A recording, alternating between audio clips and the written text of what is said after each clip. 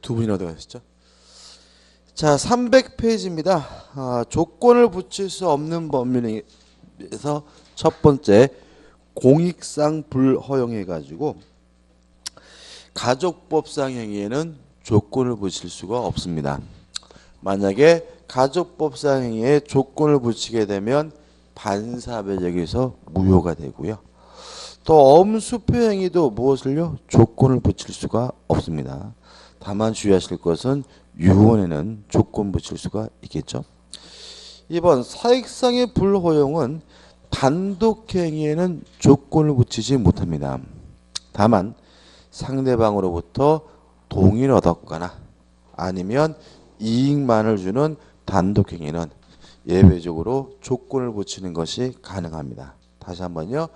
승낙을 받지 않고 일방적으로 하는 단독행위는 원칙적으로 조건을 붙이지 못합니다.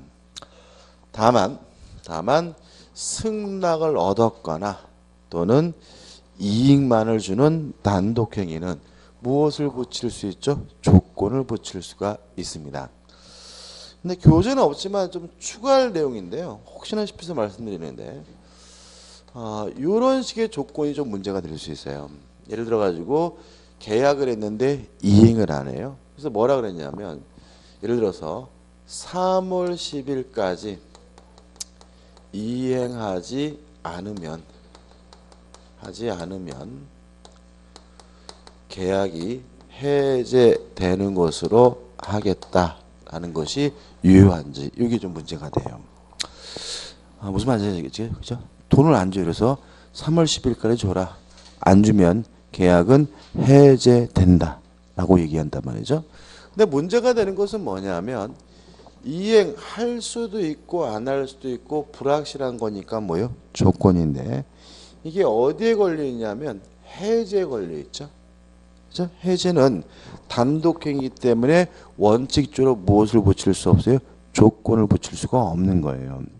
근데 문제는 이런 형태는 조건을 붙이는 것이 가능하고도 유효하다는 게 판례 입장이고요.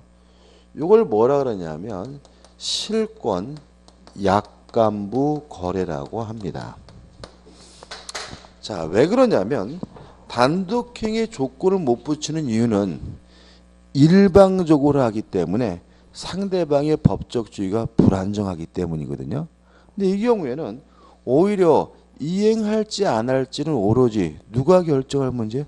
상대방이 결정할 문제죠. 따라서 이러한 조건은 상대방의 법적 지위를 불안정하게 하지 않아요. 따라서 이것은 가능하고도 뭐요? 유효하다는 게 판례 입장입니다. 그러면 조건이잖아요. 그럼 정지 조건일까요? 해제 조건일까요?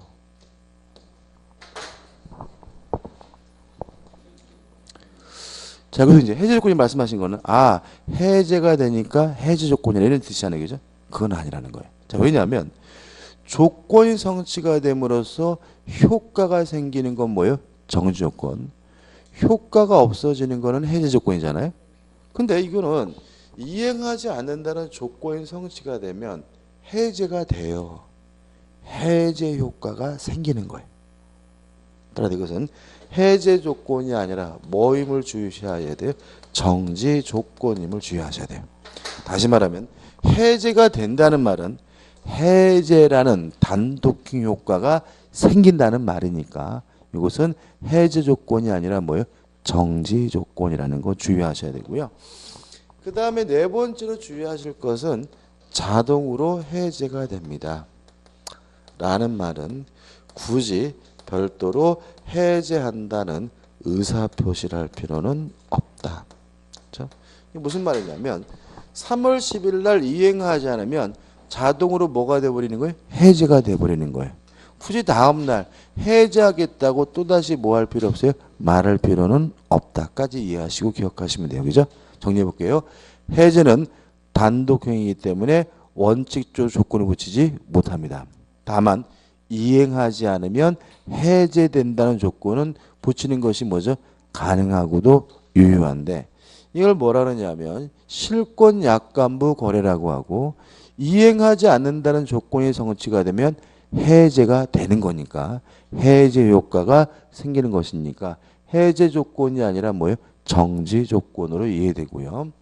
또 자동으로 해제가 됩니다. 따라서 별도로 또 다시 해제한다고 뭐 할 필요 없어요? 말할 필요 없다는 것까지 기억해 두시기 바랍니다.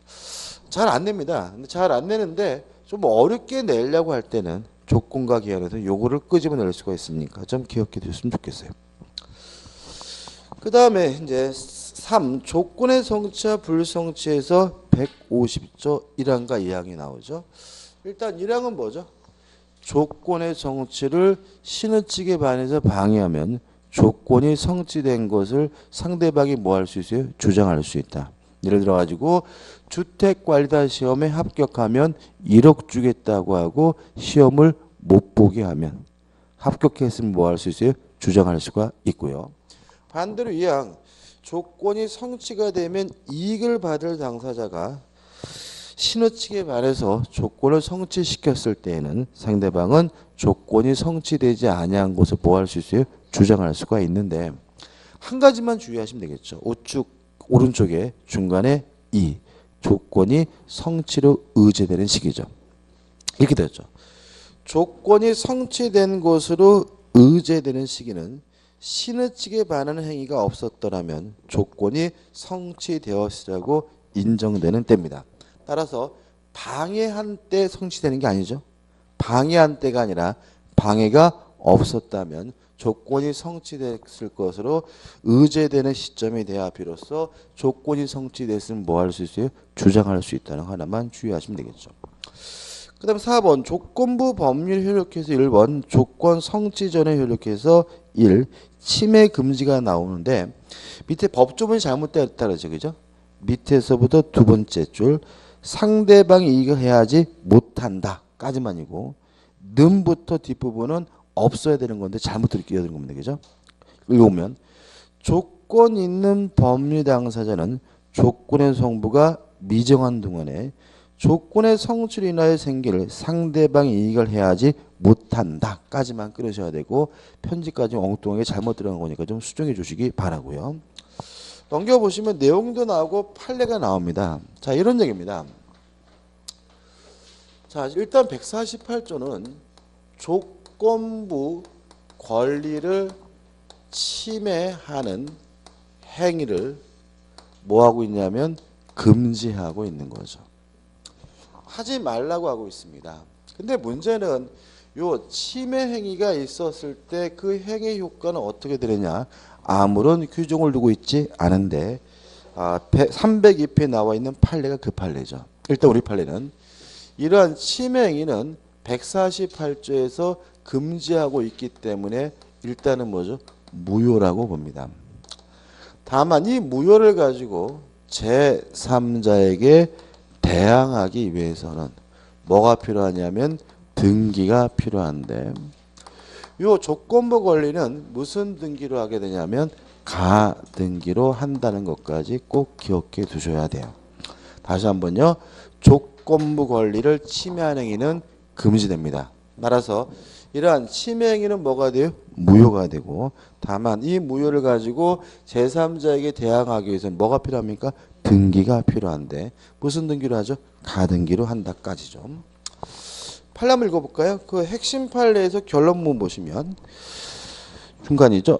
조건 성취 전에 수중자가 한 처분행위는 조건 성취 효과를 제한하는 한도 내에서는 무효라고 할 것이고 다만 그 조건이 등기되어 있지 않는 한 그 처분행위로 인하여 권리를 취득한 제3자에게 위 무효를 대항할 수가 없다고 되어 있으니까 무효를 가지고 제3자에게 대항하려면 뭐가 필요하죠? 등기가 필요하다는 얘기고요.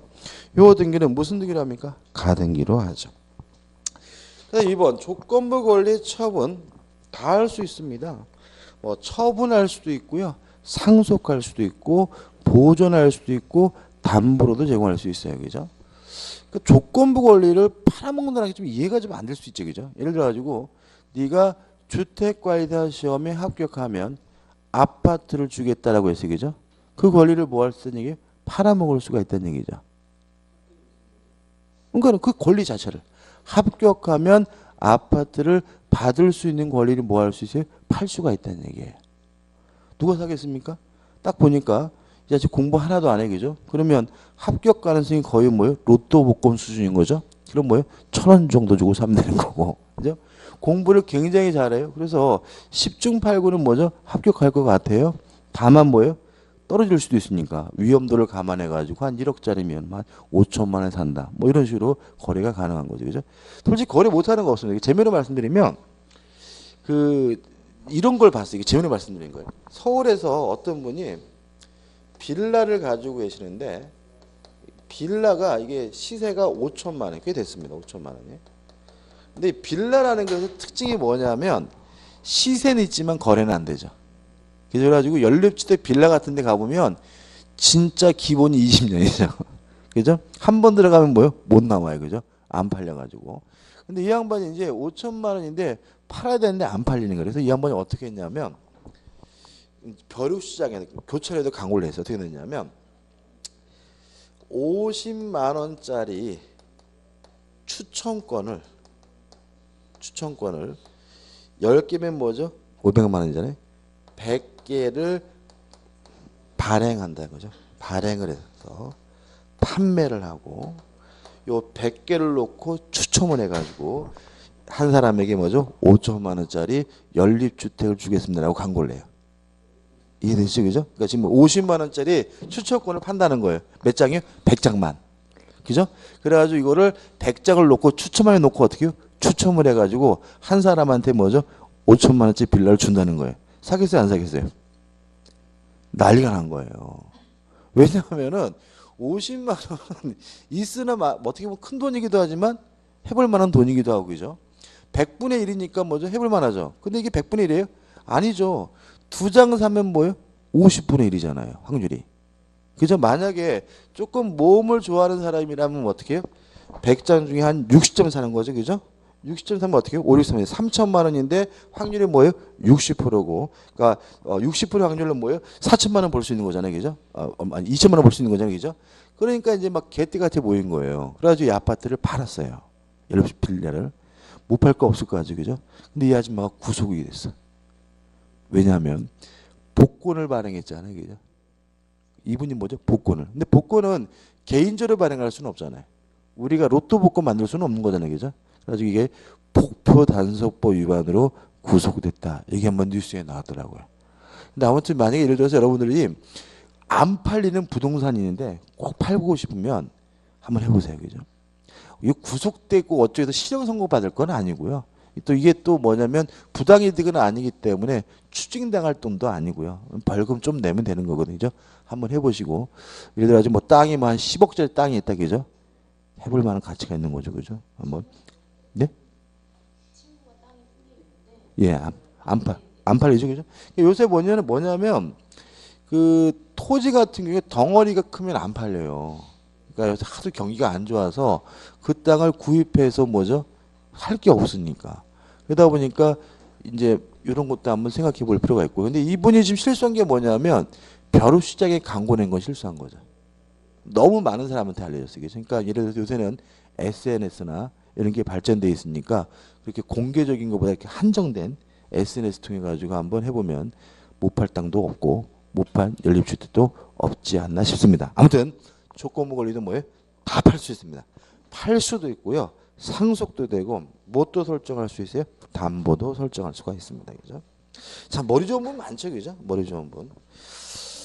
2번 조건 성부 확정의 효력인데 1번 조건에 성취해 가지고 정지 조건이 성취가 되면 효과가 생기고요. 해제 조건이 성취가 되면 효과가 없어요. 한번 읽어보시고 우측에 보시면 효력 발생기가 나오는데 일단 소급표가 없습니다. 다시 말하면 조건이 성취된 때부터 뭐예요? 효과가 생기거나 조건이 성취된 때부터 뭐예요? 효과가 없어지는 거예요. 다시 말하면 조건 성취 효과는 뭐가 없어요? 소급표가 없어요. 주의하실 것은 당사자 간의 특약으로 소급시키는 것은 뭐죠? 가능하다는 거 꼭 기억해 두시고요. 8번에 나오는 입증 문제입니다. 일단 정지 조건은 현재 효과가 없는 거죠. 따라서 정지 조건이라는 점이 입증이 되면 이행할 필요가 없는 거니까 정지 조건이면 누가 입증합니까? 이행하기 싫은 사람이 입증하는 거죠. 그래서 두 번째 판례입니다. 어떠한 법률행위가 조건의 성취 시 법률의 효력이 발생하는 소위 정지조건부 법률행위에 해당한다는 사실은 그 법률행위로 인한 법률 효과 발생을 저지하는 사유로서 그 법률 효과 발생을 다투려는 자, 다른 말로 하면 부정하는 자에게 주장 입증 책임이 있는 겁니다. 다만 조건이 성취가 되면 뭐가 생기죠? 효과가 생기죠. 따라서 조건이 성취됐으면 누가 입증합니까? 효과 발생을 주장하는 사람이 입증하겠죠. 그것이 뭐죠? 위의 판례죠. 그럼 다시 말하면 정지 조건임은 효과 발생을 부정하는 자가 입증하고요. 정지 조건이 성취됐으면 효과 발생을 주장하는 자가 입증합니다. 왜냐하면 정지 조건은 현재 효과가 없지만 조건이 성취가 되면 비로소 효과가 생기는 게 뭐죠? 정지 조건이니까요. 자, 기본 예제입니다. 조건 성취로 불이익을 받게 되는 당사자가 신의 성실에 반하여 조건 성취를 방해한 경우 상대방의 주장하여 조건의 성취로 의제되는 시점은 아까도 말씀드렸다시피 5번. 신의 성실에 반하는 행위가 없었더라면 조건이 성취되었으리라고 추산되는 시점이죠. 그 다음 넘겨보신 이제 뭐가 나오죠? 기한이 나옵니다. 의의는 뭔가요? 장래 발생이 확실한 것은 뭐예요? 기한입니다. 따라서 장래 발생이 불확실하면 그것은 기한이 아니라 뭐죠? 조건인 거죠. 그래서 핵심 판례 가지고 보시면 이렇게 나와 있잖아요. 임대차 계약을 체결함에 있어서 임대 기한을 본권 토지를 임차인에게 매도할 때까지라고 했다면 기한이 아닌 거죠. 왜냐하면 임차인에게 매도할 수도 있고 안 할 수도 있고 뭐 한 거예요? 불확실한 거죠. 따라 이것은 기한이 아니라 뭐예요? 조건이므로 요 임대차 계약은 존속기간의 약정이 없는 임대차입니다. 다시 말하면 장래 발생이 확실한 것만 뭐가 되죠? 기한이 되는 거죠. 종료. 기한이 도래함으로써 효과가 생기는 건 시기고요. 기한이 도래함으로써 효과가 없어지는 것은 뭐예요? 종기고요. 이번 확정기한, 불확정기한이죠. 자, 이런 문제죠. 12월 31일까지 돈을 갚아라 라고 했다면 12월 31일은 반드시 도래하기 때문에 뭐가 돼요? 기한이 되는데 언제 도래할지 그 시점도 정해져 있기 때문에 이걸 우리가 뭐죠? 확정기한이라고 하는 거죠. 이에 반해서 내가 죽으면 너에게 자동차를 주겠다라고 한 경우에는 저는 반드시 뒤질 테니까 뭐요? 기한인데 언제 죽을지는 모르죠. 오늘 바로 뒤질 수도 있고 뭐 30년 후에 뒤질 수도 있고 다시 말하면 죽을 때가 정해져 있지 않기 때문에 뭐가 되는 거죠? 불확정 기한이 되는 거죠. 우측에서 한번 기한을 붙일 수 없는 법률행위에서 조건과 유사합니다. 가족법상 행위에 기한 붙일 수 없고요. 또 단독행위도 기한을 붙이지 못합니다. 다만 다른 게 뭐냐면 어음수표죠. 어음수표 행위에 대해서는 거래의 안전을 위해서 조건을 붙일 수는 없지만 무엇은요? 지급을 기한은 정할 수 있다는 거 기억해 두시고요. 4번 기한부 법률행위 효력해가지고 기한 도래 전의 효력 침해할 수 없고 미리 처분할 수 있다는 뭐죠? 조건과 마찬가지고요. 기한 도래 후에 효력해서 시기가 도래하면 효과가 생기고 종기가 도래하면 효과가 어떻게 해요? 없어지는데 유의하실 것은 소급표가 없고요. 당사자 간의 특약으로도 소급시킬 수가 없다는 점이죠. 그래서 아까 우리는 조건 성취 효과는 소급하지 않지만 당사자 간의 특약으로 뭐 할 수 있었죠? 소급시킬 수가 있었죠. 근데 기한은 특약으로도 소급시키지 못함을 주의하시기 바랍니다. 그 다음에 5번 기한의 이익입니다. 일단 기한의 이익이란 기한이 도래하지 않음으로써 얻게 되는 이익이 기한의 이익이고요. 따라서 기한이 도래하지 않았다면 채무자는 돈을 갚을 필요가 없으니까 기한은 원칙적으로 채무자의 이익인 것으로 추정을 합니다. 다만 넘기셔서 306페이지 오시면 기한의 이익을 갖는 자에서 1, 2, 3번에서 나와 있는데 이렇게 기억하자 그랬죠. 그죠? 첫째, 무상이면 채무자만 기한에 있고, 두 번째, 유상이면 채무자뿐만 아니라 채권자 모두에게도 기한의 이익이 있다 이렇게 되고요. 근데 가끔 이런 질문을 하시더라고요. 누가 채권자인지 채무자인지 헷갈립니다. 무상인 경우는 뭐 그렇게 문제가 안 되는데 유상이가 헷갈리거든요. 그죠? 이때는 그냥 뭐예요? 양 모두에게, 쌍방 모두에게 뭐죠? 기한의 이익이 있다 이렇게 접근하시면 되는 거고요. 그다음 예외적으로 무상임치 공고로 물건을 보관하기로 하는 계약의 경우에는 채권자만 기한의 이익이 있는데 임치계약의 채권자는 누구를 말하죠? 임치인, 물건을 보관시킨 사람만을 말합니다.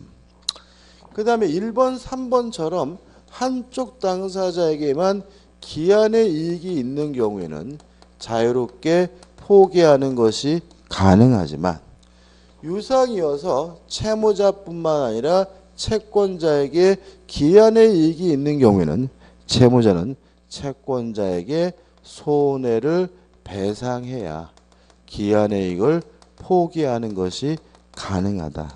그죠? 기한의 이익을 포기한다는 말은 쉽게 말하면 미리 돈 갚는다는 얘기거든요. 그죠? 쉽게 말하면. 근데 우리가 은행에서 대출 받는 것은 명백히 유상입니다. 그죠? 이자 받잖아요. 그죠? 근데 미리 돈을 갚으러 가면 은행에서 뭘 달라고 그래요? 중도상환 수수료를 달라고 하거든요. 왜냐하면 은행에도 자신에게도 기한의 이익이 있다는 이유로 뭘 해달라는 얘기예요? 손해배상을 해달라는 얘기고요. 이것이 중도상환 수수료의 근거 규정이 되는 부분이니까 좀 기억해 두시기 바랍니다. 그 다음 307페이지 오시면 기한의 이익 상실 사유가 나와요. 일단 2번에서 총 4가지가 나오는데 보세요. 채무자가 담보를 손상하거나 감소 또는 멸실하게 한 때, 나번 채무자가 담보적인 의무를 이행하지 아니한 때, 다번 채무자가 파산한 때, 라번은 특약이니까 먼저 기억할 필요 없겠죠. 그죠? 그래서 요 3가지인데 주의할 점은 주어가 채무자가죠. 다시 말하면 담보를 손상하거나 감소하거나 또는 멸실한 걸 누가 해야 돼요? 채무자가. 이거 조심하셔야 되겠죠? 그럼 예를 들어서 이런 겁니다. 예를 들어서 을이 갑에게 1억을 빌려줘서 을이 채권자가 됐고요. 갑이 채무자인데 돈을 언제 갚기로 했냐면 12월 31일까지 갚기로 하고요. 갑 소유 A 건물에다가 뭘 설정해놨냐면 저당권을 설정했어요. 근데 어느 날 어떤 거지 같은 놈이, 병이란 놈이 이런 거지 같은 세상 해가지고 방하는 바람에 건물이 불타서 없어졌어요. 그러면 담보가 뭐가 된 거예요? 멸실된 거죠. 그래서 을이 담보가 멸실됐으니까, 훼손됐으니까 기한의 이익이 상실됐다는 이유로 갑에게 지금 당장 돈을 갚으라고 즉시 변제를 청구할 수 있을까요? 없을까요?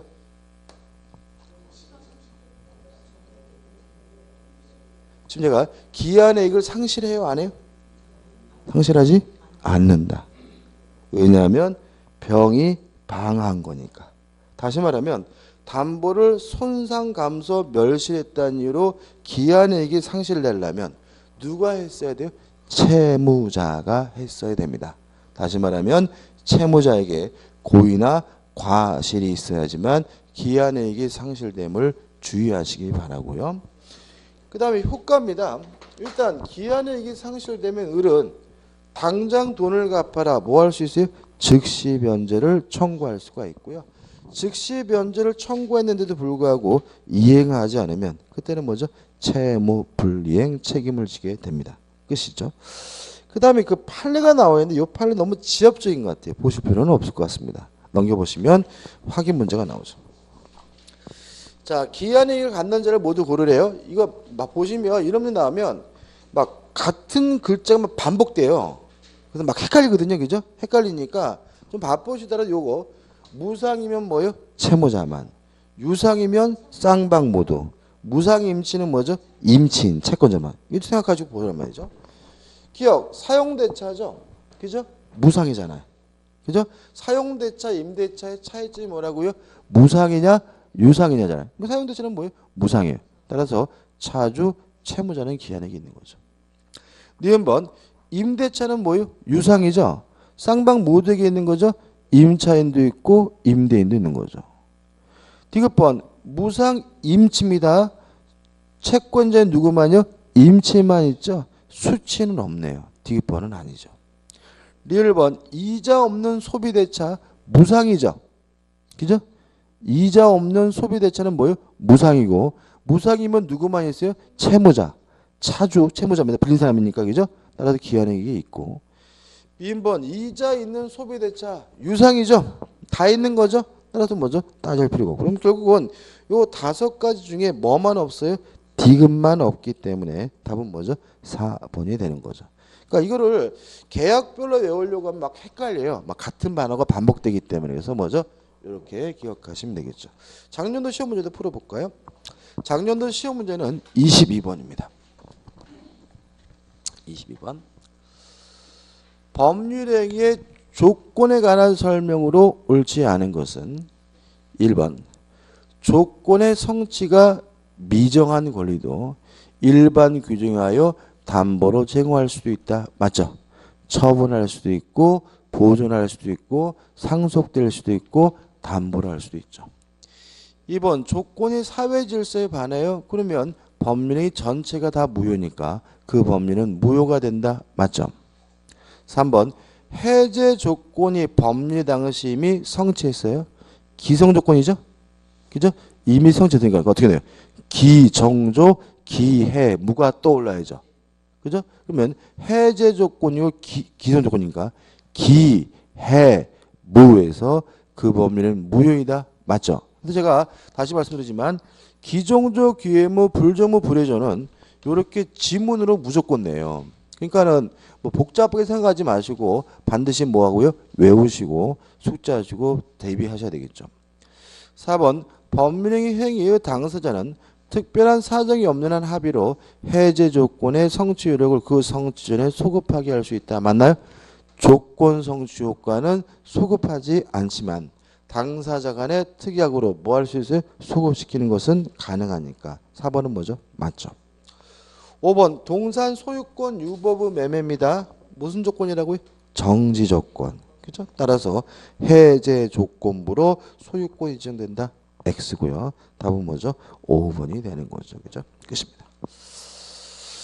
자, 이제 교재 이제 몇 페이지로 가냐면은 313페이지로 갑니다. 일단 기간이 나오는데 뭐 그렇게 자주 내는 편은 아닙니다. 그러니까 2015년도에는 한 문제 냈고요. 어렵게 내지는 않았고 작년에는 뭐죠? 출제하지 않았어요. 그러니까 올해도 뭐요? 출제될 수도 있고 어떻게요? 안 할 수도 있는데 이것도 막 복잡하게 하면은 한도 끝도 끝도 없단 말이죠. 그죠? 핵심적인 것만 잊지 마시면 되는데 일단 기간의 의의 보시기 바라고 기간의 계산 방법 해가지고 하단에 역법적 계산 방법에서 157조가 나오죠. 읽어보면 기간을 일주월 또는 연으로 정한 때는 기간의 초일은 뭐 하지 않습니까? 산입하지 않습니다. 이걸 우리가 초일 불산입 원칙이라고 해요. 그러나 그 기간이 오전 0시부터 시작한 때는 그러하지 않는다. 너무나 당연한 거고요. 158조 연령 계산에는 출생일을 뭐죠? 산입합니다. 그럼 이렇게 되는 거죠. 기간을 계산할 때는 원칙적으로 시작한 날을 빼고 다음 날부터 계산하는 거죠. 오늘부터 그러면 오늘은 빼고 오늘 밤 뭐죠? 자정부터 시작하는 거고요. 다만 나이를 계산할 때는 뭐죠? 출생일, 시작할, 태어난 날을 뭐죠? 포함하는 겁니다. 그럼 어떤 차이가 발생하냐면 원칙에 따라서 초일을 산입하지 않게 되면 시작일과 종료일이 같아져요. 종료일이. 예를 들어서 오늘 며칠이죠? 2월 20일이잖아요. 그죠? 2월 20일부터 한 달. 그러면 끝나는 날이 뭐예요? 3월 22일이 되는 거예요. 이렇게. 근데 만약에 나이처럼 초일을 뭐 하게 돼요? 산입하게 되면 시작일과 종료일이 뭐죠? 다르게 되고요. 종료일은 시작일에 뭐죠? 하루 전날이 되는 거죠. 하루 전. 그래서 만약에 나이는 예를 들어 가지고 이렇게 되는 거죠. 제가 9월 17일생이거든요. 그럼 제가 만 20세 되는 날 성년자가 되겠죠. 됐겠죠. 그죠? 그러면 만 20세 되는 날 며칠이냐? 9월 16일 자정인 거예요. 왜요? 나이를 계산할 때는 초일을 뭐요? 산입하기 때문에 끝나는 날이 뭐죠? 하루 전날이 되는 거예요. 이해되시죠? 그죠? 그래서 기간을 계산할 때는 원칙적으로 뭐죠? 초일을 산입하기 때문에 시작하는 날짜와 끝나는 날짜가 어때요? 같아지게 되고요. 연령은 초일을 산입하지 않기 때문에 연령을 계산할 때는 첫째 날을 뭐죠? 포함하지 않기 때문에 시작하는 날이 끝나는 날이 같지 않고요. 종료일은 뭐죠? 하루 전날 자정이 되게 됨을 주의하시면 되겠죠. 그 다음에 넘겨보시면 이제 종료일에 나오는데 159조는 당연한 거고요. 160조 해가지고 이 항을 보시면 주월 또는 연으로 처음부터 시작 기간을 기산하지 않을 때는 최후의 주월 또는 연에서 그 기산에 해당하는 날에 전일로 기간이 뭐죠? 만료한다. 사망 월 또는 연으로 정한 경우 최종의 월에 해당한 일이 없는 때는 그 월의 말일로 기간이 뭐죠? 만료된다. 이게 나왔죠. 그죠?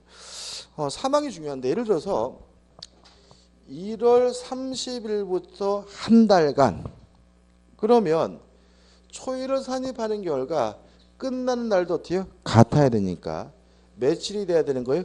2월 30날이 돼야 되겠죠. 근데 아시다시피 2월 30날은 없잖아요. 올해는 며칠까지가 있죠? 27일인가요? 28일? 그죠? 그러니까 어떻게 해요?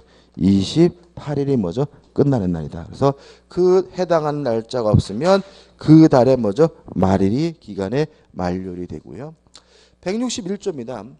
기간의 말일이 토요일 또는 공휴일에 해당한 때는 기간은 그 의길로 뭐죠? 만료됩니다. 그래서 예를 들어 가지고 뭐 이런 것도 나올 수가 있어요.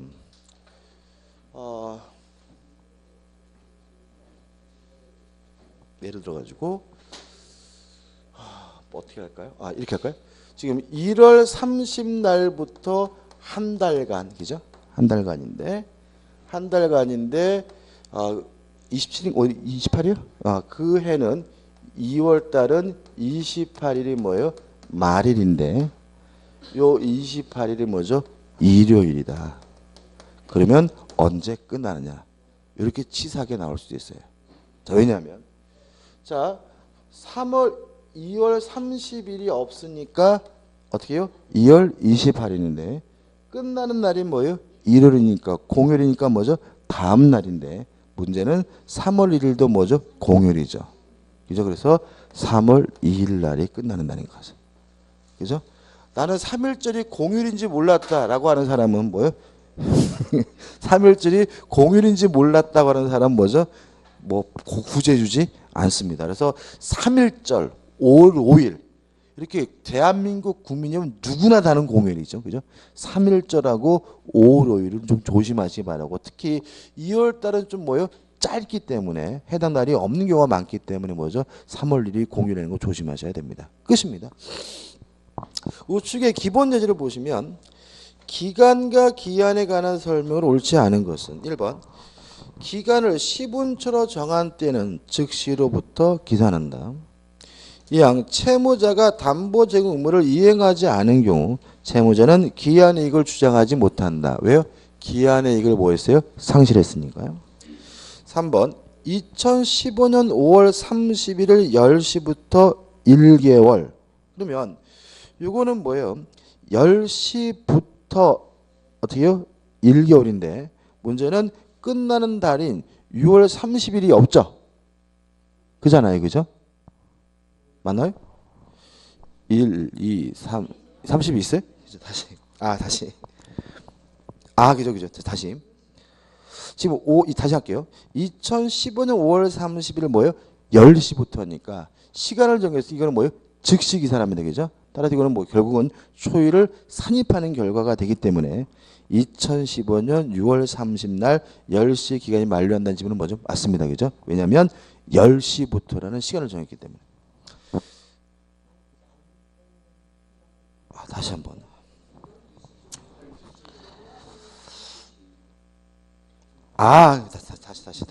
다시요. 지금 제가 순간적으로 당했어요. 그죠? 다시 한번. 2015년 5월 30일 10시부터 1개월 이렇게 되죠. 그럼 이거는 10시부터가 아니라 뭐죠? 한 달이라는 뭐예요? 역법에 의한 계산이고요. 따라서 초일을 산입하지 않기 때문에 끝나는 날은 뭐가 되는 거죠? 같은 날 6월 30일을 뭐가 돼요? 6월 30일 6월 그죠? 12시에 되겠죠. 그죠? 오후 12시. 자정이 돼야 되겠죠. 그죠? 따라서 3번은 뭐죠? X입니다. 죄송합니다. 그죠? 다시 한번 10시부터 1개월이라고 되어 있지만 이거는 뭐죠? 즉시 기산하는 것이 아니라 뭐죠? 역법에 의한 계산이기 때문에 초일을 산입해서 계산합니다. 답은 뭐죠? 3번이죠. 4번 기간의 말일이 공휴일인 2015년 5월 1일이면 그 기간은 그 다음 날로 만료한다. 그죠? 왜요? 끝나는 날이 공휴일이면 다음 날이고요. 5번 시기는 법률행위는 기한이 도래한 때로부터 그 효력이 있는 게 이것도 어떻게 해요? 맞는 질문이 되겠죠.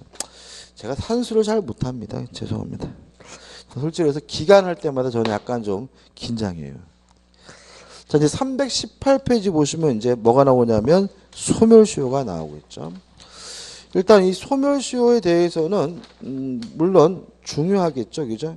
중요하긴 한데 우리가 이제 시험 문제가 소멸시효는 양이 만만치 않습니다. 그죠? 많지 않기 때문에 한 문제가 나오는 게 아니라 뭐죠? 두세 문제. 그죠? 두세 문제가 나오고요. 또 소멸시효는 좀 까다로운 부분일 수도 있습니다. 까다로운 부분일 수도 있고 솔직히 좀 어려운 부분이기도 하기 때문에 이것도 핵심적인 것만 정확하게 내 거로 뭐 하면 돼요? 정리하셔야 하면 된다는 거 말씀드리고요. 그래서 좀 한번 정리를 좀 해보죠. 이것도 뭐 기본 틀을 잡는 게 대단히 뭐죠? 중요한 부분이긴 합니다. 일단 소멸시효가 뭐냐부터 생각해 보면 일정한 권리를 보유하고 있어요. 그 다음에 그 권리 아까 기간 계산에다가 긴장을 해가지고 땀이 다 나네. 권리 행사가 틀려가지고 가능한데도 일정 기간 행사하지 않으면 불행사하면 권리 자체가 소멸되게 되는데 이걸 우리가 뭐죠? 소멸시효라고 합니다. 여기다 이제 뭘 하면 되죠? 살을 붙이면 되는 거죠. 첫 번째 소멸시효 걸리는 권리가 뭐냐? 채권과 용익물권이 소멸시효에 걸린다. 채권과 용익물권만 소멸시효에 걸립니다. 따라서 소유권, 점유권, 담보물권은 소멸시효에 걸리지 않고요. 형성권, 항변권 이런 것도 뭐에 걸리잖아요? 소멸시효에 걸리지 않습니다. 뭐예요? 채권과 용익물권만 소멸시효에 걸립니다. 그 다음에 일정 기간인데 채권은 원칙이 몇 년이죠? 10년이고 3년짜리도 있고 1년짜리도 있긴 한데 중요하진 않고요. 용익물권은 몇 년이죠? 20년이죠. 그럼 이렇게 되는 거죠. 채권 행사가 가능한데도 10년 동안 행사하지 않고 방치하면 권리가 소멸되게 되는데 이게 뭐죠? 소멸시효다. 이렇게 되고요. 따라서 소멸시효가 시작되려면 기산점은 권리 행사가 가능한 때부터 시작을 하겠죠. 다시 말하면 소멸시효가 걸리려면 권리 행사가 어떻게 가능해야 되는 거예요. 따라서 기산점, 소멸시효의 시작점은 언제부터요? 권리행사가 가능한 때부터 시작되겠죠. 그럼 예를 들어 가지고 정지조건부 법률행위는 언제 권리행사 가능한 거죠? 조건 성취가 돼야 권리행사 가능한 거죠. 왜요? 정지조건은 효과가 없지만 조건이 성취가 되면 효과가 생기는 게 뭐죠? 정지조건이죠. 따라서 조건이 성취된 때부터 소멸시효가 뭐가 돼요? 시작이 되고요. 뭐 기한부 법률행위에서 12월 31일까지 돈을 갚기로 했어요. 그러면 언제부터 권리행사 가능해요? 12월 30일이 돼야 권리행사 가능하니까 12월 31일부터 소멸시효가 뭐가 되겠어요? 시작이 되겠죠. 다시 한번요. 소멸시효가 시작되려면 권리행사가 가능해야 됩니다. 그 다음에 또 권리행사가 가능해야지만 소멸시효가 완성이 되는 거예요. 그러니까 시작도 권리행사 가능해야 되고요. 끝나는 것도 뭐죠? 권리행사 가능해야 돼요. 따라서 만약에 권리행사가 불가능하다면 소멸시효가 뭐 되지 않아요? 완성되지 않는데 이걸 우리가 뭐죠? 소멸시효의 뭐라 그러죠? 정지라고 하는 거죠. 예를 들어 가지고 채권자와 채무자가 결혼을 했다면 돈 받는 것이 뭐죠? 불가능하기 때문에 결혼 기간 동안은 소멸시효가 완성되지 않고 멈춥니다. 이게 뭐죠? 소멸시효의 정지라고 하고요. 또 소멸시효가 완성되려면 권리를 행사하지 않고 방치해야 됩니다. 따라서 권리를 행사하게 되면 이때는 소멸시효가 중단이 되게 되는데 중단의 경우에는 소멸시효가 새롭게 다시 시작되게 되는 거죠. 자, 이런 얘기죠. 채권을 가지고 있는데 10년 동안 행사하지 않으면 채권이 뭐가 돼요? 소멸돼요. 따라서 9년 됐을 때는 1년만 더 지나면 뭐예요? 채권을 잃는 거죠. 그래서 만약에 돈 달라고 권리를 뭐하게 돼요? 행사하게 되면 소멸시효가 뭐가 돼요? 중단되기 때문에 9년 됐을 때부터 또다시 뭐예요? 시작이 돼서 몇 년 되는 거죠? 10년이 또 늘어나게 되는 거죠. 그죠? 여기까지가 가장 기본적인 뭐죠? 핵심적인 내용이고요. 이것과 우리가 좀 구별해야 될 것이 뭐냐면 제척기간이죠. 일단 제척기간이라는 것은 쉽게 말하면 형성권의 행사기간이다 라고 기억하시면 돼요. 그래서 채권과 용익물권은 소멸시효 권리고요. 형성권은 소멸시효 걸리지 않고 뭐에 걸리는 거죠? 제척기간에 걸리고요. 기간은 원칙이 몇 년이냐면 10년입니다. 그래서 다양하긴 한데 일단 10년이고 예외적으로 오늘 한 것 중에 뭐가 있습니까? 취소권의 행사는 취소권도 뭐죠? 형성권이잖아요. 그죠? 얘는 두 가지죠. 추인이 가능한 때 원인이 종료된 때로부터 뭐죠? 3년. 그 다음에 법률 행위 시부터 뭐요? 10년. 이렇게 되고요. 요 취소권의 행사 기간이 시험에 나오는 거는 예외적인 거기 때문에 나오는 거니까 좀 주의하시기 바랍니다. 그 다음에 특징들을 볼 건데요. 첫째는 정지 제도도 없고 중단 제도도 없습니다.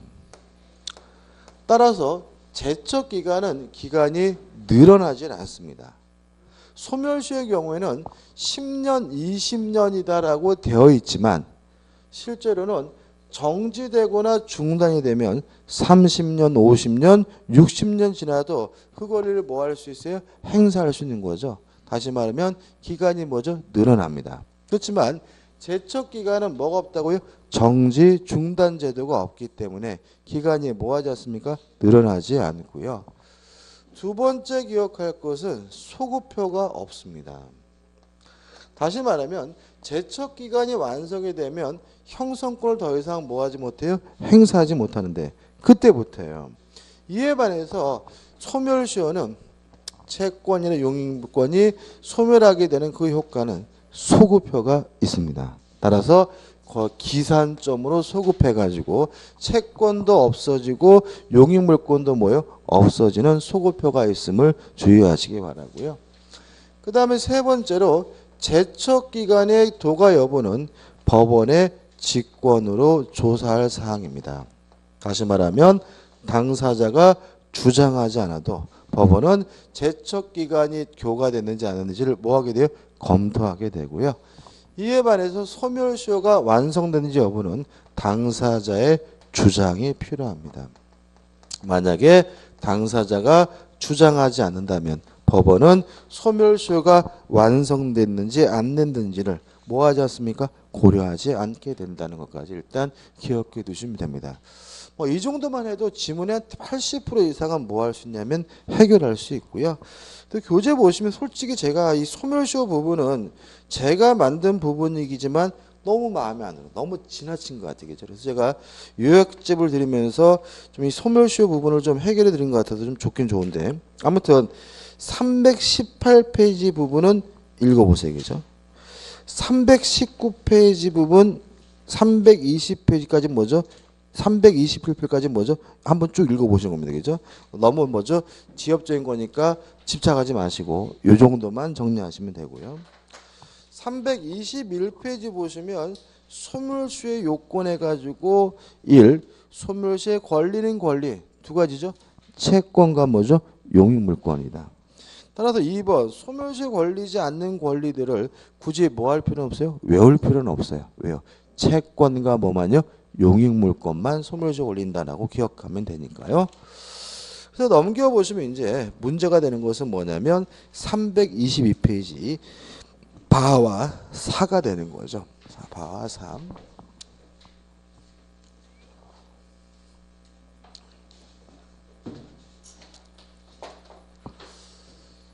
바입니다.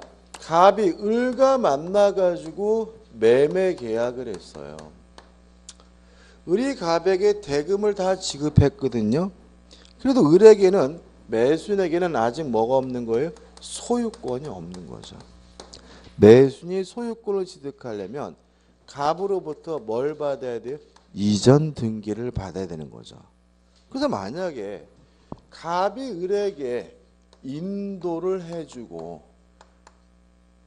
그랬는데 을이 자기 앞으로 등기를 안 했다면 요 매수인에게는 아직 뭐가 없는 거예요? 소유권이 없는 거죠. 동의하시죠? 그죠? 따라서 을은 소유권은 없고 매매를 원인으로 이전 등기해달라 요구할 수 있는 뭐가 있는 거예요?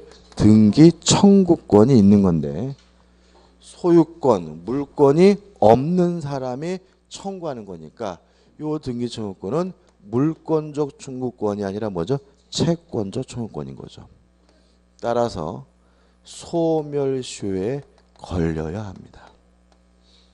따라서 10년 동안 행사하지 않고 방치하면 소멸시효가 뭐죠? 완성이 돼서 더 이상 등기를 청구할 수가 없는 겁니다. 이것이 뭐예요? 원칙인 거예요.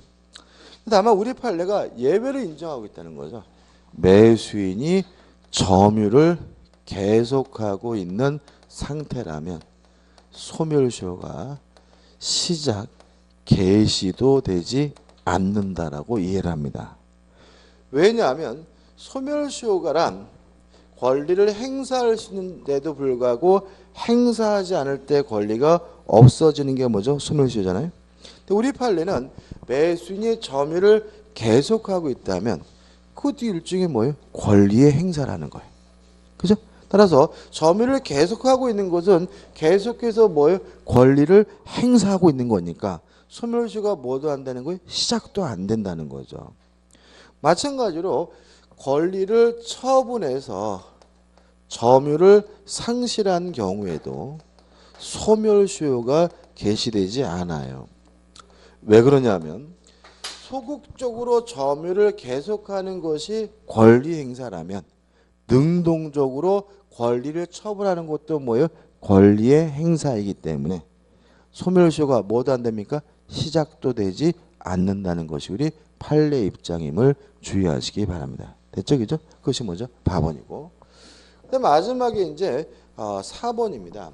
자, 이건 뭐냐면 타인의 부동산을 점유하고 있는 상태에서 20년이 지나면 취득시효를 하거든요.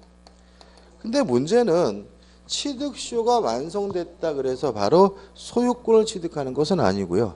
취득시효가 완성되고 등기를 해야 비로소 뭘 갖게 되는 거죠? 소유권을 갖게 되는 거죠. 그죠? 등기를 해야. 그럼 이 사람도 결국은 아직 뭐가 없는 거죠? 소유권이 없는 거죠. 따라서 이전 등기해달라 요구할 수 있는 뭐만 있는 겁니까? 등기 청구권만 있고 요 등기 청구권도 채권적 청구권이기 때문에 뭐에 걸려야 돼요? 소멸시효에 걸려야 돼요. 그죠? 그러면 굳이 왜 이걸 나눠놨냐? 좀 달라요. 우리 판례는 요 취득시효 완성자도 점유를 계속하고 있다면 소멸시효가 시작되지도 않는다라는 게 우리 판례 입장이에요. 요거는 없어요. 요거. 다시 말하면 매수인은 권리를 처분했다는 이유로 점유를 상실하더라도 뭐에 걸리지 않아요? 소멸시효 걸리지 않아요. 근데 취득시효 완성자는 소멸시효 걸리지 않으려면 뭘 하고 있어야 돼요? 점유를 계속해야지만 소멸시효 걸리지 않고요. 요 점에서 좀 차이점이 좀 있습니다.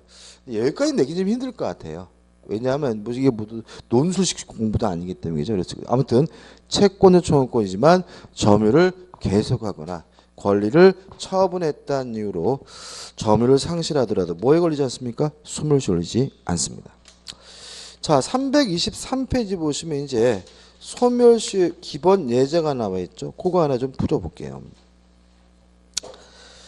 소멸시효의 대상이 되는 권리에 관한 설명으로 옳은 것은 1번 유치권은 소멸시효에 걸린다. X. 왜냐하면 채권과 용익물권만 소멸시효에 걸리니까요. 2번 소유권에 기한 물권적 청구권은 소멸시효에 걸린다. X. 왜냐하면 채권과 용익물권만 뭐에 걸려요? 소멸시효에 걸리니까요. 3번 공유물 분할 청구권은요 형성권이에요. 그죠? 나중에 할 겁니다. 그죠? 형성권입니다. 다시 말하면 채권과 용익물권만 뭐에 걸립니까? 소멸시효에 걸립니다. 따라서 공유물 분할 청구권은 공유관계가 존속하더라도 그 분할 청구권만이 독립하여 소멸시효에 걸린다. X예요. 4번 근저당권 설정 약정에 의한 근저당권 설정 등기 청구권 채권이죠. 그죠? 다시 말하면 똑같아요. 매매 계약을 했다 그래서 아직 뭐가 없어요? 소유권이 없는 거죠. 등기를 해야 뭐가 있는 거예요? 소유권이 있는 거죠. 마찬가지로 저당권 설정 계약을 했다 그래서 저당권이 있는 건 아니에요. 저당권 설정 등기를 해야 비로소 뭐가 있는 거예요? 저당권이 있는 거니까 요 근저당권 설정 등기 청구권은 뭐예요? 채권적 청구권이고요. 따라서 뭐에 걸려야 돼요? 소멸시효에 걸려야 되므로 그 피담보 채권이 될 채권과 별개로 소멸시효에 걸린다는 지문은 뭐죠? X죠. 그죠? 자, 이런 얘기입니다. 지금 을이 갑에게 1억을 빌려줘서 1억을 달라고 요구할 수 있는 뭐가 있는 거예요? 채권이 있는 거고요. 그 다음에 갑과 을이 저당권 설정 계약을 했어요. 저당권 설정 계약을 했기 때문에 을은 갑에게 설정 등기를 청구할 수 있는 뭐가 있는 거예요? 채권적 청구권이 있는 거잖아요. 다시 말하면 을은 채권이 두 개인 거예요. 1억 달라고 요구할 수 있는 뭐예요? 채권과 저당권 설정 등기해달라고 요구할 수 있는 뭐예요? 채권. 두 개의 채권이 있는 거니까 이것도 뭐예요? 소멸시효에 걸리고 요것도 뭐에 걸려요? 소멸시효에 걸려야 되니까 별개로 소멸시효에 걸린다는 지문은 뭐죠? 맞는 지문인 거죠. 5번 부동산을 매수한 자가 그 목적물을 인도받아 사용 수익하고 있는 경우에도 매수인의 소유권 이전 등기 청구권은 소멸시효에 걸린다. X. 매수인의 등기 청구권은 채권적 청구권이지만 인도받아 점유하고 있다면 소멸시효가 개시되지 않습니다. 답은 뭐죠? 4번인 거죠. 그죠? 만만치는 않죠. 그죠? 쉽지는 않습니다. 오늘 여기까지 하고요. 다음 주에 이제 323페이지부터 할 거고요. 다시 말씀드리지만 다음 주 매죠? 10시부터 오후 6시까지니까 좀 긴장하고 오시기 바랍니다. 자, 오늘 수고 많으셨습니다. 감사합니다.